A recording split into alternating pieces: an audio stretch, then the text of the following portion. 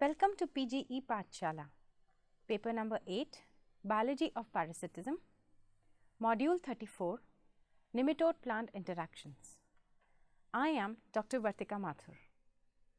You have already studied in module 33 the classification and biodiversity of plant parasitic nematodes in this course.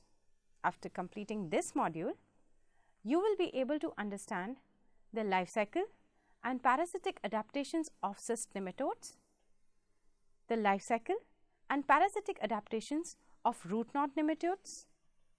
You will be able to learn the feeding structures associated with parasitic mode of life of nematodes, as well as understand the interactions of plant parasitic nematodes with their host plants. As seen in previous chapter, plant parasitic nematodes can have different modes of actions to parasitize the plant. Sedentary endoparasitic nematodes show most sophisticated interactions with their host and are also responsible for the largest agricultural damage. Therefore, in this chapter, we will go more into detail into the life cycle and host plant interactions of the two most important groups of sedentary endoparasitic nematodes, that is, the cyst nematodes and the root knot nematodes. Within the group of cyst nematodes, two important genera, Heterodira and Globodira, are found. Species belonging to these genera have a rather narrow host range consisting of only one or few closely related plant families and are therefore considered to be specialists. For instance, Heterodira shachti, sugar beet cyst nematode, only parasitizes on plant species of Brassicaceae and Chenopodiaceae, while Heterodira avenue only parasitizes on Poaceae. In contrast, root knot nematodes have an enormous host range consisting of plant species belonging to numerous plant families and are therefore considered to be generalists. For instance, the host range of Meloidogyne incognita encompasses nearly all 250,000 flowering plant species. Let us move to the life cycle of cyst nematodes. The example I will use here is the life history of Heterodira shachti, described in detail by Rasky in 1950. After fertilization of the egg, the embryo develops to a first stage juvenile with very little differentiation in the head region. The first molt occurs inside the egg soon after the juvenile achieves full growth in length. The cast skin separates and the stylet or stomatostyle begins to form at the anterior end. Second stage juvenile complete their development before hatching from the egg and have a length between 0.435 and 0.492 millimeters. Here, I would like to mention that co-evolution of sedentary plant parasites with their hosts has resulted in a sophisticated interrelationship between them. To optimize the chances of successful invasion, the life cycle of nematodes is often synchronized with that of their host plant.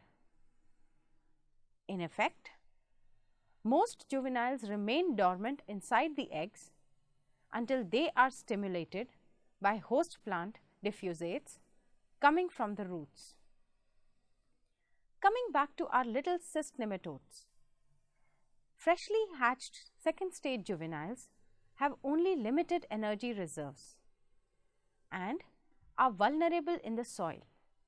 So, it is important for them to locate their host as efficiently as possible and to have enough energy left for penetrating the root and establishment of a feeding site. Now, root location is dependent on a gradient of diffusates from the plant root.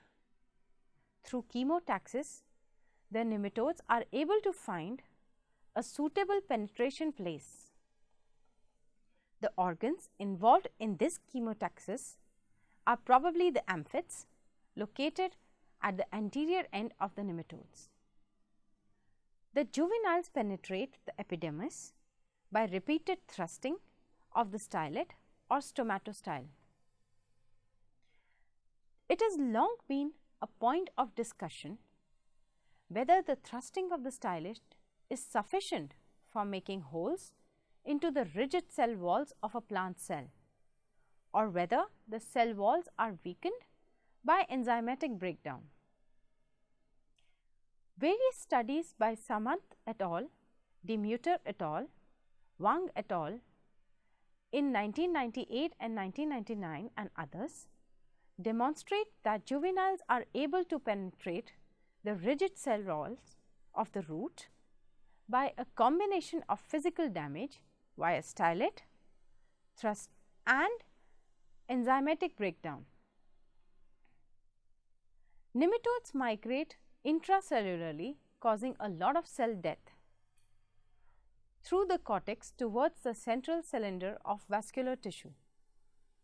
Once in the vascular cylinder, juveniles select a parenchymal cell and carefully penetrate the cell wall with the help of their stylet without perforating the cell membrane.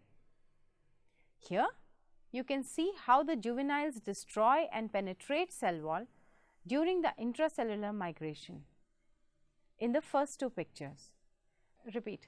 And in the third picture, we see the induction of feeding cell by the root cyst nematode. The stylet remains protruded for about 7 hours within the initial feeding cell, and the metacarpal bulb stays motionless throughout. In this so-called preparation period, two visible changes occur. First, the density of secretory granules in the ampulla of both subventral glands decreases gradually from the 5th hour onwards, whereas the density of the secretory granules in the dorsal pharyngeal gland ampulla increases. The other change that occurs is the sudden shrinkage of the body volume due to defecation by the second stage juveniles. The juveniles that have completed the preparation become immobile, and the initial feeding cell develops into a syncytium. Juveniles feed on these syncytium during further development. It is thought that during the preparation period, the subventral gland secretions are passed into the intestine, where they would mobilize lipid reserves, while the intestine is transformed into an absorptive organ. From now on, repeated cycles of feeding and release of stylet secretions are observed. Feeding cycle is divided into 3 phases. In phase 1, stylet is inserted in the initial feeding cell in close contact with the feeding tube. Metacarpus makes fast pulsating movements. Nutrients are withdrawn from the cytoplasm of the syncytium. Muscles in front of and behind the pump chamber are contracted. In phase 2, stylet is retracted and moves very slowly in the stomatal cavity. Metacarpus is at rest and the restraining muscles are relaxed, so the secretory granules can accumulate in the ampulla.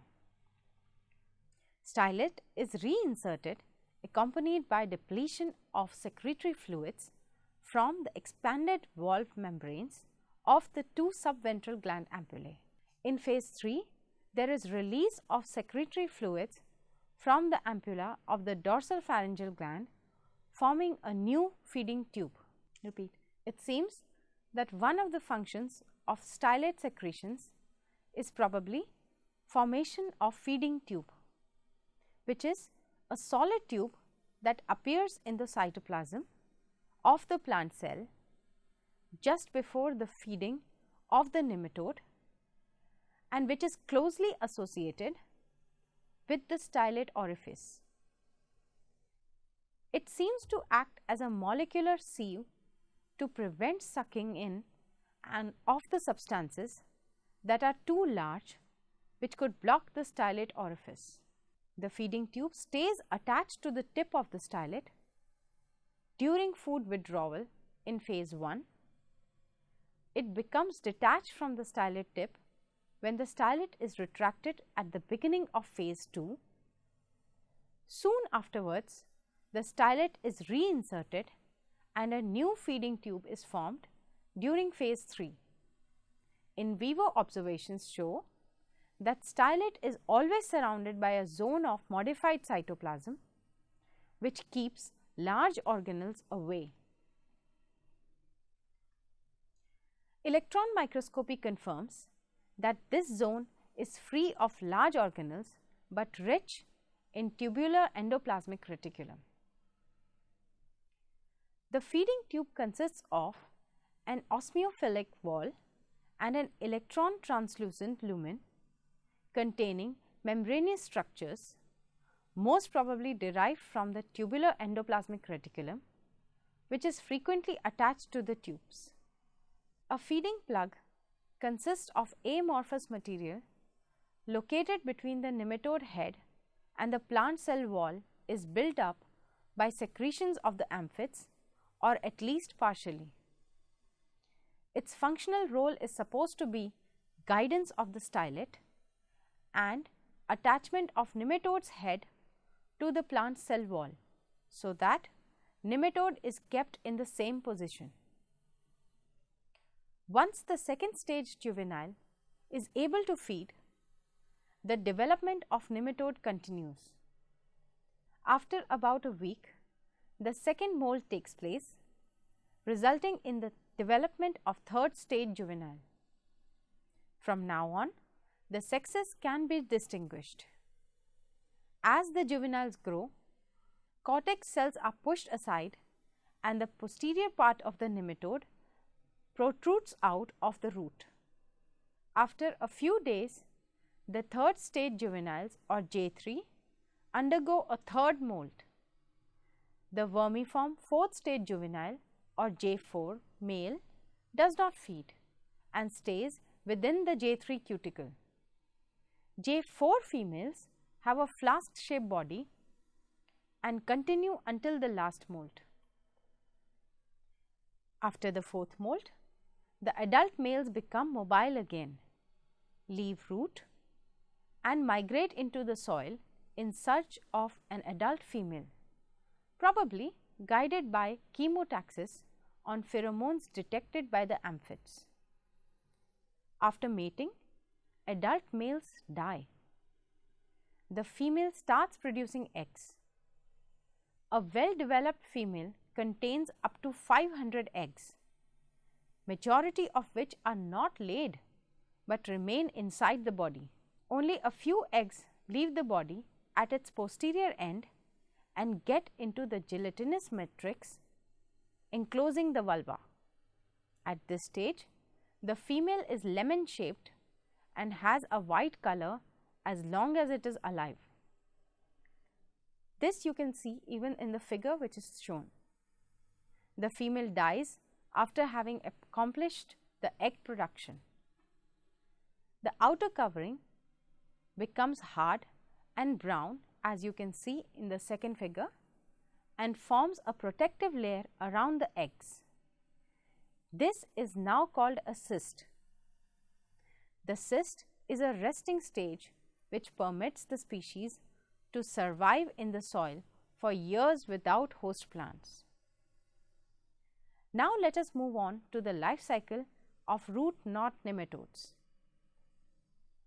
Although the life cycle of cyst and root knot nematodes is very much similar, there are some major differences, and we will see these differences as I walk you through the life cycle of the root knot nematodes. The freshly hatched second stage juveniles are attracted to the tip of the growing roots and usually invade in the region of elongation close to the meristematic zone. Epidermal and subepidermal cells are weakened and destroyed by head rubbing and stylet movements. As with cyst nematodes, cell walls are also weakened by cell wall degrading enzymes originating in the pharyngeal glands and released via the stylet. Once inside the roots, the second stage juveniles, equipped with only a small and tender stylet, are not able to migrate intracellularly to the vascular cylinder on the shortest possible route like cyst nematodes.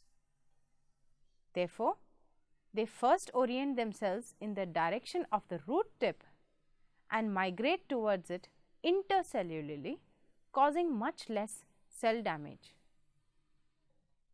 Once they reach the apex of the shoot, the second stage juvenile turn around and then destroy some of the meristematic cells above the apical initials.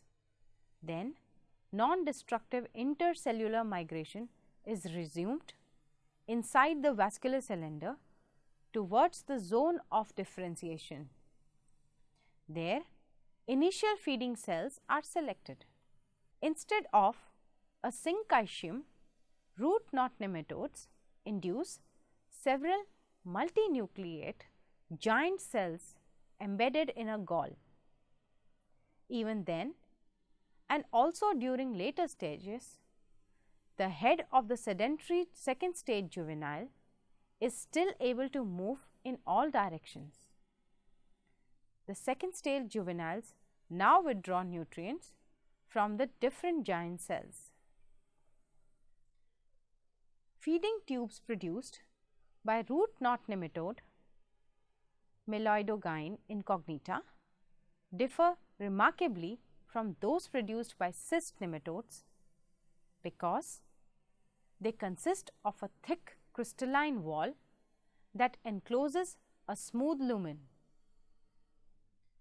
For M. incognita, about 2 weeks after infection, second stage juveniles start the second molt, immediately followed by the third and the fourth molt within the shed cuticle of the second molt. It means that the juvenile is unable to eat from the start of the second molt until the completion of the fourth molt about 5 days later. While most root knot and cyst nematodes show an amphimictic reproduction, some root knot nematode species such as Meloidogyne species reproduce by mitotic or meiotic parthenogenesis. In the parthenogenetically reproducing root knot nematodes, adult females continue feeding from the giant cells and start producing eggs which are deposited into a gelatinous matrix. Cyst nematodes induce formation of syncytium by partial cell wall dissolution. In response to the nematode stimulus, these cells rapidly enlarge.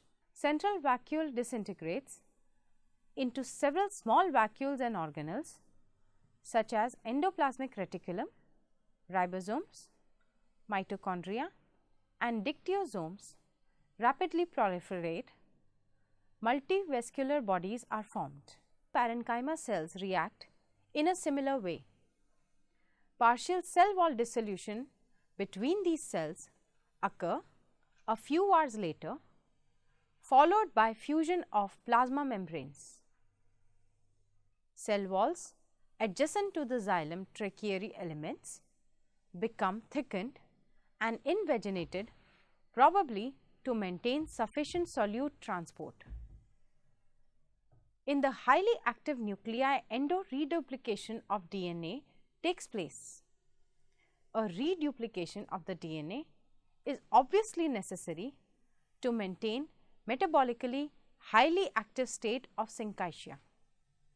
The syncytium expands by stimulation of neighboring parenchymus or pericycle cells, followed by their incorporation.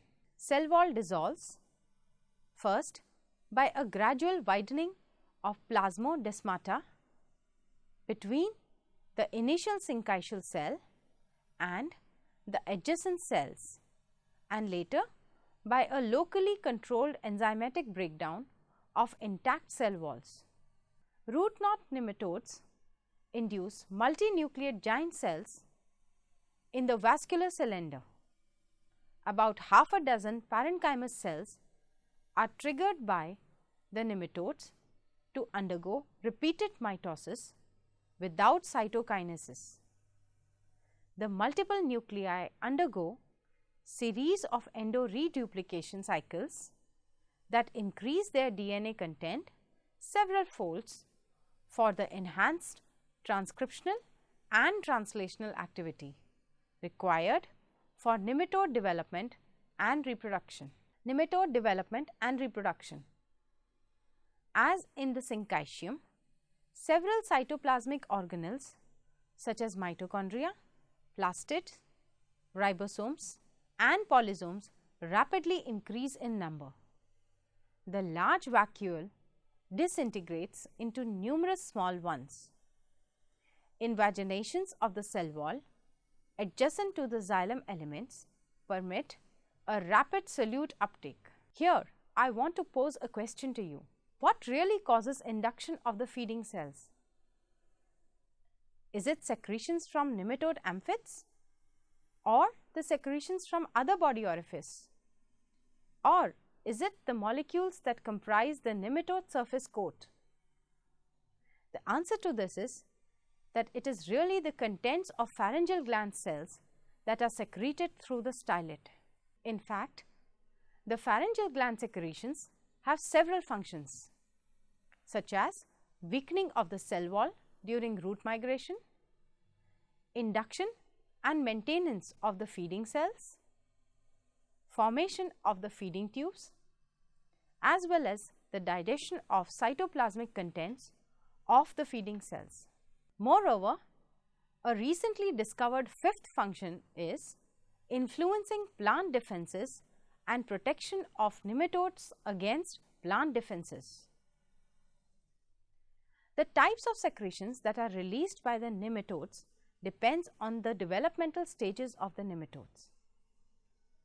Further research on the secretions of parasitic nematode life stages will provide better insights on the nature of the signal that triggers the formation of the feeding cells. Moreover, the availability of the whole genome sequence of a few important plant parasitic nematode species further aids in gaining insights behind this mechanism. So now let us summarize what we have studied in this module. The sedentary endoparasites show the most sophisticated interaction with their host plants. They induce permanent feeding sites which involve a major change in the developmental program of the root cells. Cyst nematodes, which have a narrow host range, have evolved several adaptations to synchronize their life cycle with their host. Cyst nematodes induce the formation of a syncytium in the vascular cylinder of the plant root, on which they feed until maturation. Root knot nematodes, on the other hand, induce several giant cells inside the vascular cylinder of the root, on which they continue feeding. Cells surrounding the giant cells form a gall-like structure. Although the syncytium and giant cells are both multinucleate and hypertrophied, their development is completely different. The stylet secretions play several different important roles in enabling the nematodes to parasitize their host. Hope you enjoyed this lecture, and for more information, please refer to the following links. Thank you.